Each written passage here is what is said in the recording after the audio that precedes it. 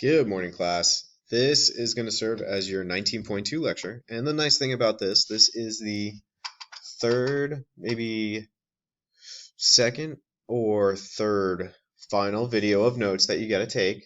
And it's a fairly short section, and I find it pretty interesting. It's all about media rates, i.e., what customers are charged in order to advertise on various platforms. So let's get right into it. So a couple objectives here. We're going to identify some media measurement techniques, explain ways that we might evaluate whether an advertisement is effective or not. We'll talk about how costs are determined, and then we'll talk about a promotional budget and how sometimes that is decided upon.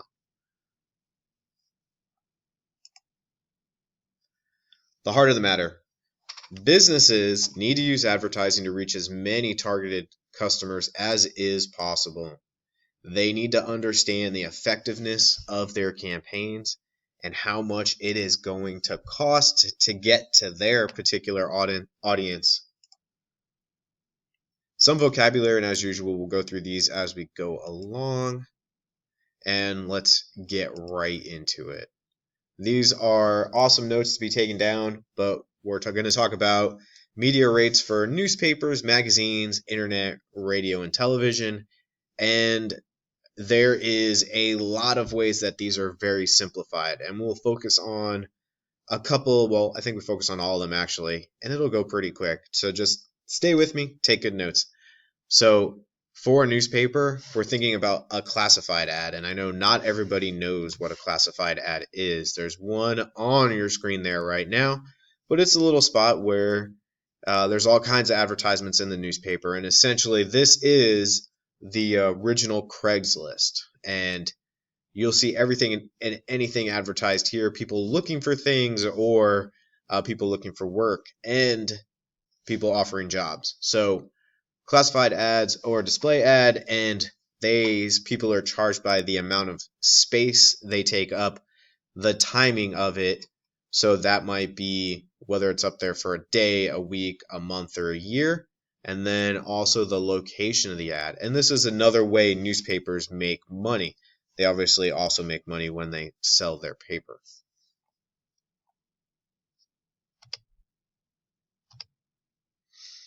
So magazines ads are determined in a similar way where we're now bringing into play, besides some of the location and amount of space, we're also going to look at the circulation of the magazine. Is it a magazine that's very small and is very niche, or does it have a large body that still orders and gets the magazine? And there are still a number of magazines that are doing pretty well out there.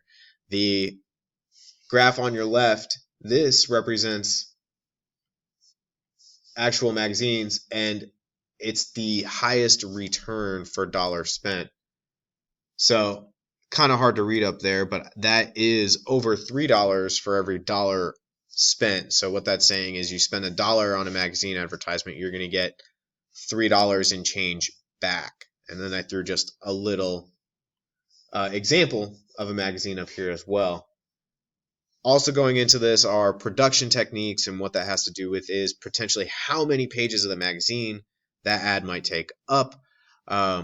And you'll notice them that sometimes where you have ads where it almost looks like you feel like you got an infomercial in a magazine sometimes based on the information that's trying to get across.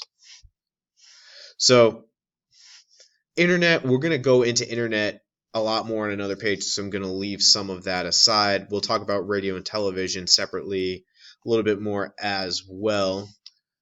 But in regards to radio, I wanted to kind of provide this little bit of information. A lot of people are listening still to AM or FM stations on regular basis in their cars, but digital music is obviously a growing trend. And what we see now that is changing or pushing towards a more digital platform and less traditional, and this is, you can see here, this is a big change even though it's 1 year going. This is 2018 up here, I should have said that first. This is 2017, but going from 74% down to 70, I mean, that's pretty significant, and that's 3 years ago now. Every year, there are more cars that are available to younger kids that have Bluetooth connectivity and instantly can turn on your Spotify or SoundCloud or Apple Music or whatever it is you're using and give you the ability to listen to music digitally. It's going to be one of those trends that slowly progresses. And this has happened before, whether it's going from a tape deck, which you guys don't remember, to a CD to then digital. Change is just what happens, and it happens constantly. And at one point, we had vinyl records 50 years ago. So it's natural, things change, progress occurs, and the way we take in broadcast television is changing.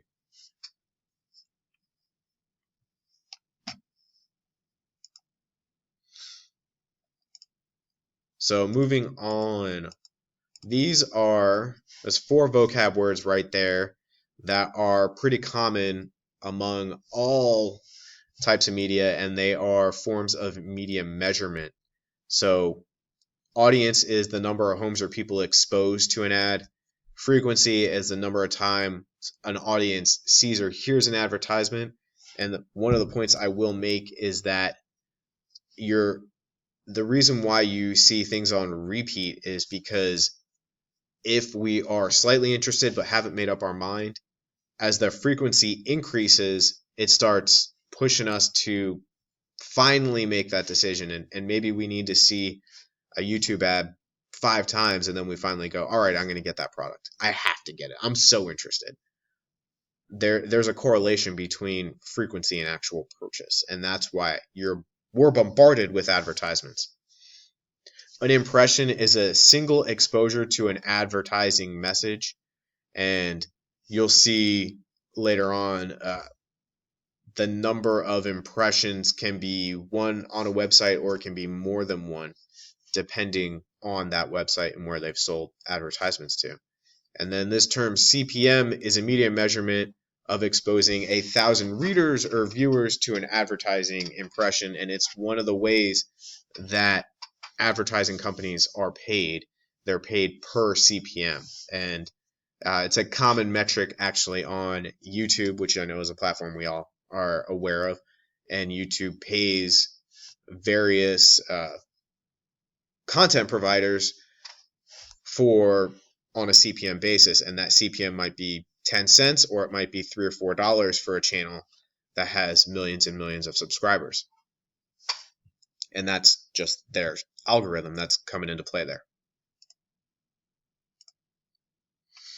So here are some factors that impact advertising rates, and this says specifically on newspaper, but the argument can be made that this is more than just newspaper. When advertisements appears, this goes for broadcast as well. It's cheaper to have an ad running at 2 a.m. in the morning versus at prime time between 6 and 10 o'clock when everyone's watching TV. The location of an ad, that's more specifically to anything that's print, but also on the internet. Color is purely related to print, but frequency goes across. Obviously, the more times you play a commercial on broadcast, the more it's going to cost you.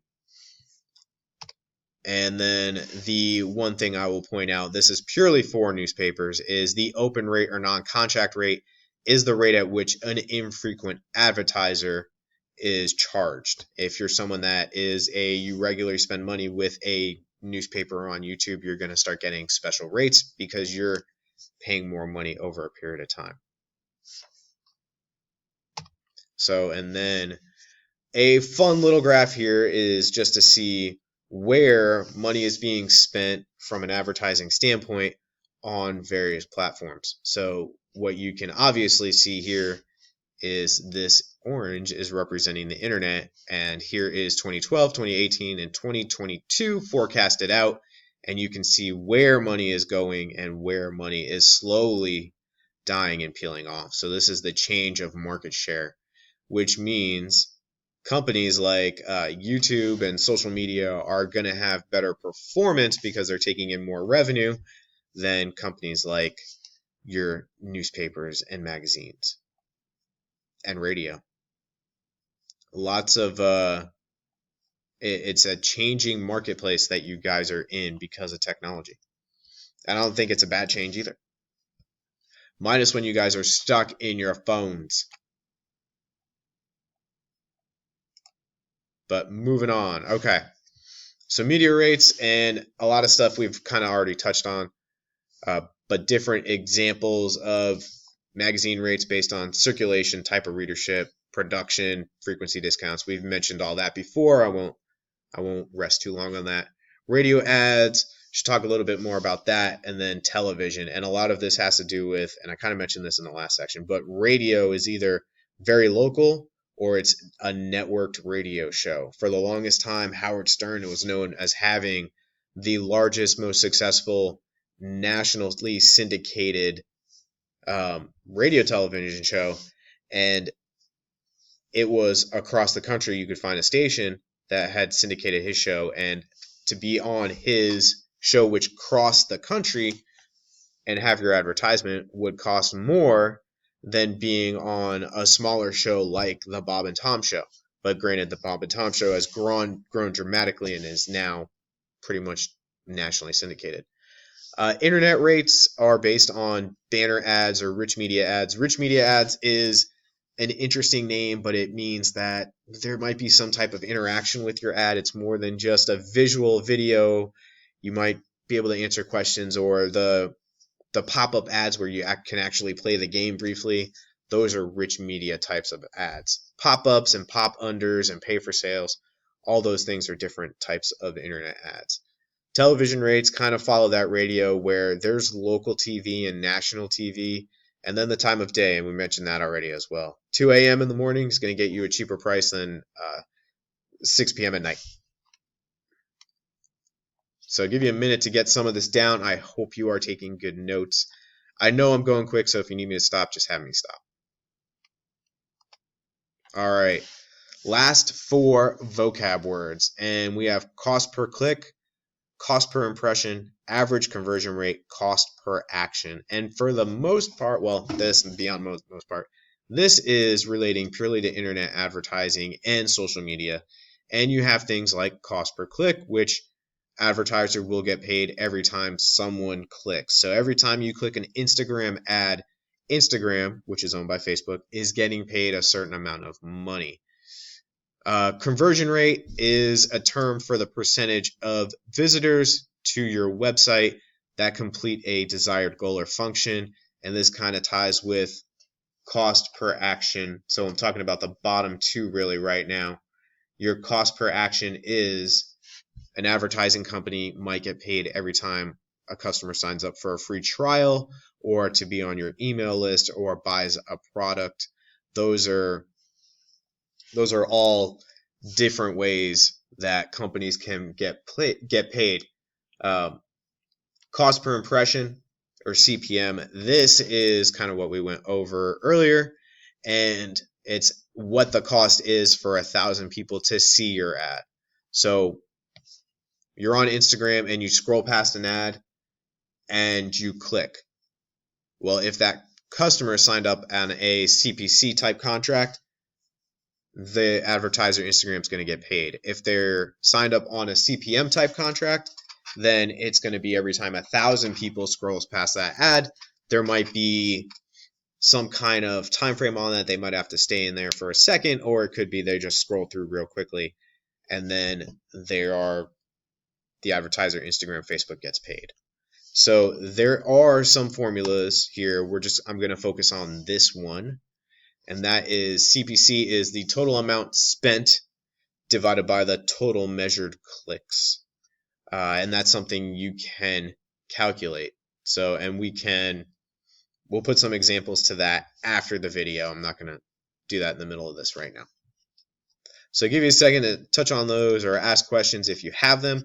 But this is really how social media companies actually make money, and why this is how they're paid, and then we obviously pay them with data and information so they can align their advertisers to the right items.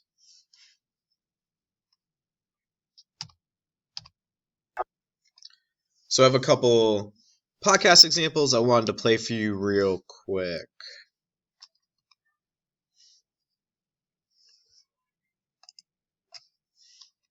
If the Porsche Macan has proven anything, it's that the days of sacrificing performance for practicality are gone.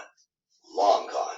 Engineered to deliver a driving experience like no other, the Macan has demonstrated excellence in style and performance to become the leading sports car in its class. So don't let those 5 doors fool you. Once you're in the driver's seat, one thing will become immediately clear. This is a Porsche. The Macan, now leasing from 3.99%. Conditions apply. So that's an example of obviously selling the Porsche Macan, Porsche SUV. And here's a different one using Justin Long, who is an actor with his own podcast, and him talking about McDonald's. Hey, Canadians, this is for you guys and for McDonald's. And so I'm going to read it in my most Canadian voice possible. It's impossible to be bummed out when you think about a McDonald's Happy Meal, eh? I think everyone has a nostalgic attachment to them, including me and Christian. I can't tell you how many of the little toys we collected. Right, Christian? All the time. No, and I love your accent so far. Thanks. Well, Canadians are very sarcastic, so I appreciate that. And we fought over the toys even. With our fists were flying. You broke my nose on one occasion. I did. Oh, man, that was actually really bad. Really dark. McDonald's cares about families, especially in Canada. So they care about the ingredients in their Happy Meals. The hamburgers are made with 100% beef from where else? Canada. From the plains of Canada, with no artificial preservatives, additives, or fillers. And Happy Meal chicken McNuggets. I wonder if the chickens are Canadian. And grilled chicken snack wraps. That's hard to say. And made with 100%, and yes they are, Canadian-raised seasoned chicken. No artificial flavors, colors, or preservatives. Enjoy quality ingredients while spending quality time with your family, whether they're Canadian or friends visiting from out of the country. Happy Meals start at just $3.99. $3.99. That's not that many loonies or toonies. Only at McDonald's. So, just really wanted to show you 2 different ways commercials can be used to entice the audience to take an action. And obviously on that second one, you kind of have a more personal experience. You have a personal story. It's a little bit more subtle, although that one was kind of meh. And it's part of the podcast, obviously, versus a commercial that is structured, obviously done by an advertising agency, and probably goes all over the place. So just 2 different versions of ways that companies do and use ads. So at the end of 19.1, I had a little bit on media planning, and after looking at the whole chapter, I thought it went better here. Some classes may have heard this section already. If so, it's okay. Here is your definition for media planning. And if you remember us talking about our integrated marketing campaigns, a lot of that has to do with accomplishing some form of objective. And that is, we have a marketing objective, and our goal is to go out and do it. And they go through 4 different steps here. One, starting with the objective, using media planning software and understanding data costs, which we've now gone through, and using audience information in order to select the right places to advertise our product or service. And I think when I look back now, we've now done a little bit about social media, and we did that whole infographic, and this plays in to this as well. How many times did I hear that Facebook is full of old people from the classes? And I think it was in every class it was brought up. And it's obviously correct. If you have something that is being marketed to not the current generation, but one older, millennials and older, then you're probably going to start at Facebook. That's where you're going to spend your money. You're not going to spend your money on Snapchat because you're marketing to the wrong people. So just wanted to bring this up and put the media planning definition up there before we get to the next spot. So promotional budget and promotional budget methods, and this is our last slide, and we're going to play with this in a minute. Kind of 4 different ways to go about setting your promotional budget. And the first one is percentage of sales, and you might say, hey, we sell $100,000 in a given year, and 10% of our sales is going to go into our promotional campaigns. So in that case, 100,000, the answer would be 10,000, right?